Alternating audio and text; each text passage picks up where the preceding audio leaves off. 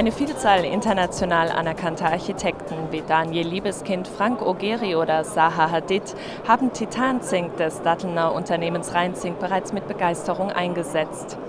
Neben seiner Langlebigkeit und Recycelbarkeit ist der Werkstoff auch flexibel einsetzbar, wenn es darum geht, Akzente an einem Haus zu setzen.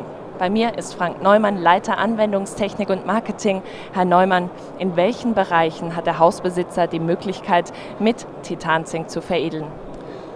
Bauherren und Architekten, Planer haben die Möglichkeit, mit Rheinzink Titan-Zink ihr Haus zu veredeln, zu verschönern. Gerade bei der Sanierung ist das häufig der Fall.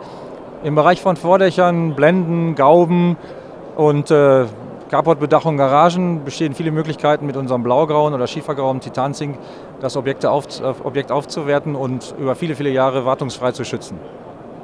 Ist Rheinzink mit bereits vorhandenen Materialien wie Putz, Klinker oder Holz einfach so kompatibel?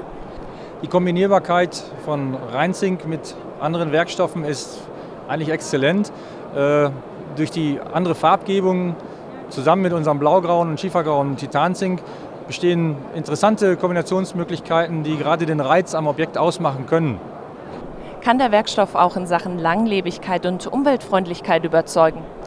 Unser Werkstoff ist sehr, sehr langlebig und erfüllt über Jahrzehnte seine Aufgabe als Witterungsschutz und ist somit auch besonders reizvoll.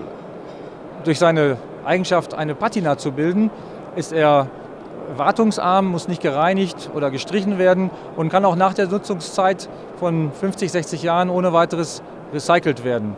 Ist also kein Abfallprodukt nach der Nutzungszeit, sondern 1:1 wieder einsetzbar. Wo kann sich der Hausbesitzer oder Bauherr über Rheinzink informieren? Dort kooperieren wir mit dem Fachhandel und auch den Handwerkern. Die Handwerker, die letztendlich die Verarbeitung durchführen, können den Bauherrn beraten in der richtigen Materialwahl, in der richtigen Kombinierbarkeit der Materialien. Und auch beim Fachgroßhandel kann sich der Bauherr an Ausstellungsflächen die Wirkungen unseres Materials Rheinzink ansehen. Rheinzink ist also der optimale Werkstoff zum Setzen feiner optischer Akzente am Haus. Vielen Dank, Frank Neumann, für Ihre ausführlichen Antworten.